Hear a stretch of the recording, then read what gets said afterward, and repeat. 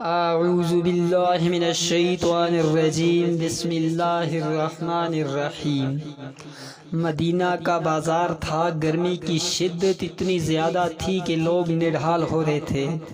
ایک تاجر اپنے ساتھ ایک غلام کو لیے پریشان کھڑا تھا۔ غلام جو ابھی بچہ ہی تھا وہ بھی دھوپ میں کھڑا پسینہ پسینہ ہو رہا تھا۔ تاجر کا سارا مال اچھے داموں بک گیا تھا، بس یہ غلام ہی باقی تھا جسے خریدنے میں کوئی بھی دلچسپی نہیں دکھا رہا تھا۔ تاجر سوچ رہا تھا کہ اس غلام کو خرید کر شاید اس نے گھاٹے کا سودا کیا ہے۔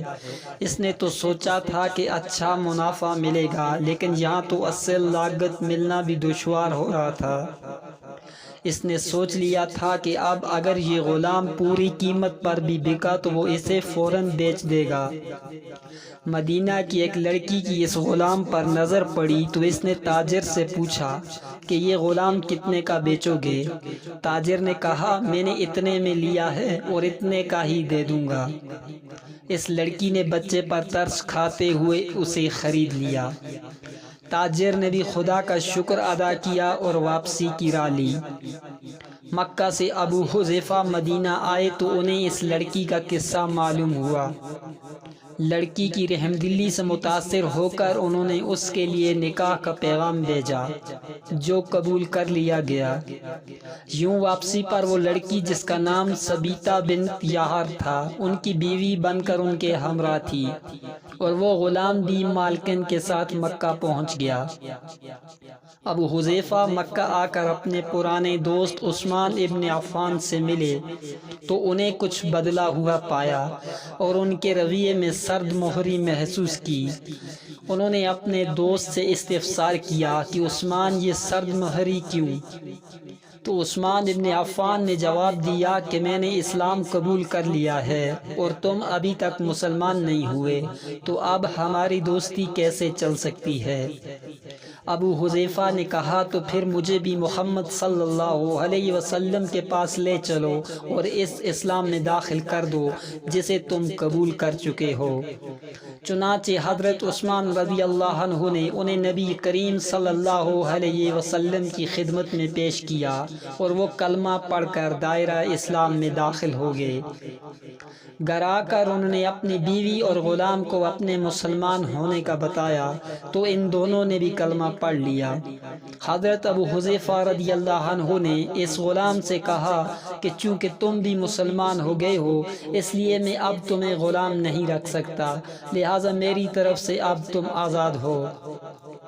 غلام نے کہا آقا میرا اب اس دنیا میں آپ دونوں کے سوا کوئی نہیں ہے، آپ نے مجھے آزاد کر دیا تو میں کہاں جاؤں گا؟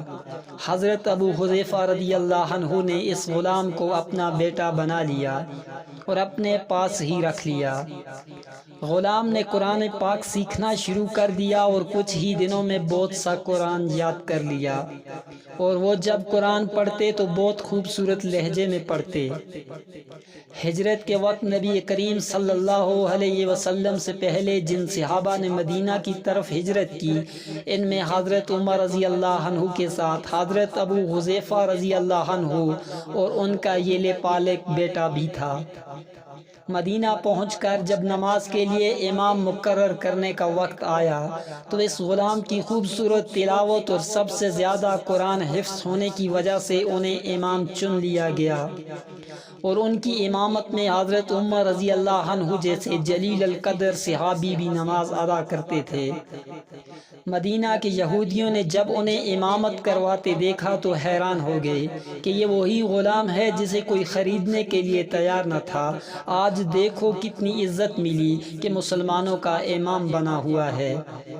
اللہ پاک نے انہیں خوشگلو اس قدر بنایا تھا کہ جب آیات قرآنی تلاوت فرماتے تو لوگوں پر ایک محویت طاری ہو جاتی اور راہگیر ٹھٹک کر قرآن سننے لگتے۔